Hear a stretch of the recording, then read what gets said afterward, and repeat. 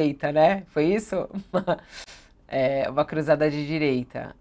Como é que vai ser a paulada aí que o Bolsonaro vai dar? Será no Nunes ou a família Bolsonaro? Porque as frases foram muito fortes do Nunes, né? Na véspera de receber Bolsonaro pela primeira vez no seu palanque, ele disse que o capitão é Tarcísio, que a figura dessas eleições é Tarcísio e que o grande líder é o Tarcísio. E aí, como é que Bolsonaro deve responder a isso, hein, Josias? O Bolsonaro costuma guardar no refrigerador o fel, né? Ele se vinga na hora que ele considera apropriada. Agora, aqui o prefeito não disse nenhuma mentira, né? O Ulisses Guimarães, que é uma antiga raposa da política, dizia que político é como cozinheiro. Quem faz a melhor receita nem sempre participa da refeição. No caso da candidatura do Ricardo Nunes, o Bolsonaro tenta comer num prato em que ele cuspiu. Então, o Ricardo Nunes, favorito, agora empurra para o final da campanha uma churrascada que marca, estamos a 5 dias do encerramento da eleição, e marca essa churrascada, marcada para essa terça-feira, a estreia do Bolsonaro na campanha. Ele que esteve ausente durante todo o primeiro turno em São Paulo. E o prefeito, vingativo, sinaliza a intenção de restringir o compartilhamento do seu eventual êxito, da sua eventual reeleição, apenas com o Tarcísio de Freitas, que foi aconselhado na hora da dificuldade, no primeiro turno, quando as pesquisas não sorriam para o Ricardo Nunes, Tarcísio foi aconselhado pelo Bolsonaro a abandonar a canoa. Dizia o Bolsonaro que o Tarcísio poderia pagar com a própria carreira o insucesso do Ricardo Nunes. E o Tarcísio fez o oposto.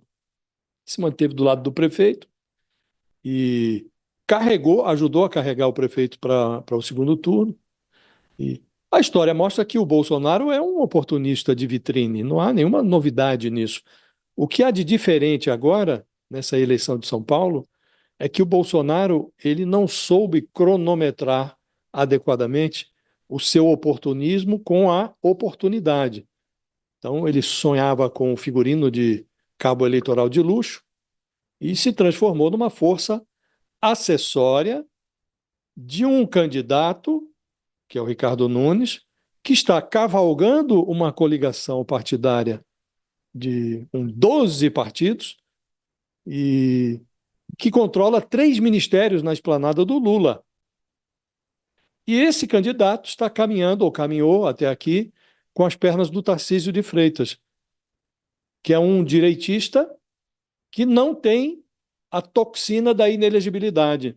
Então, o Bolsonaro está sendo apresentado em São Paulo a sua realidade.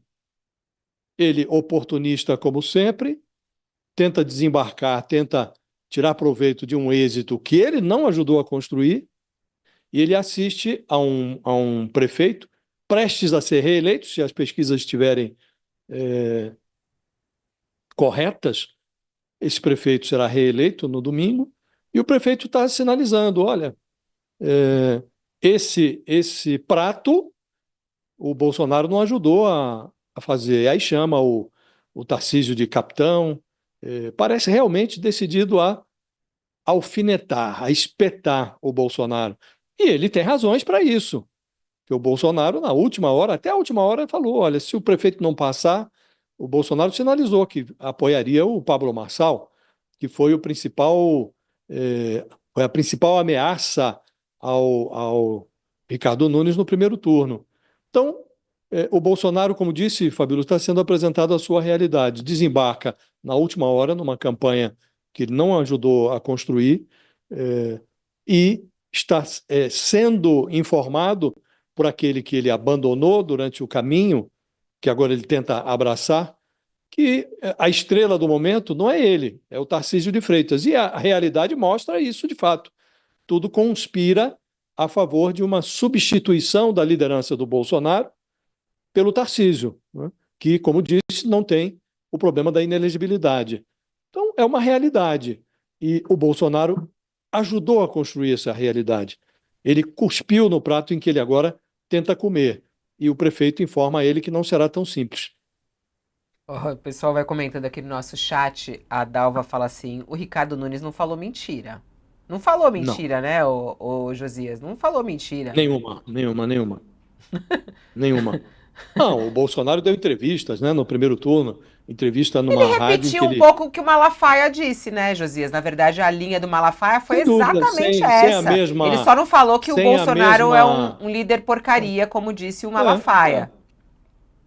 com outras palavras, ele disse a mesma coisa, não teve a mesma tenacidade do Malafaia, mas está dizendo a mesma coisa. Olha, aqui quem ajudou foi o Tarcísio, o capitão é esse, não é aquele outro, e você tem toda a razão, ele está dizendo com outras palavras, mais amenas até, o que disse o Malafaia, que chamou o Bolsonaro de covarde em São Paulo e disse que ele se revelou nessa disputa paulistana um líder de porcaria. E de fato foi esse foi o papel que o Bolsonaro escolheu exercer em São Paulo, Fabiola. Está pagando o preço pela sua covardia.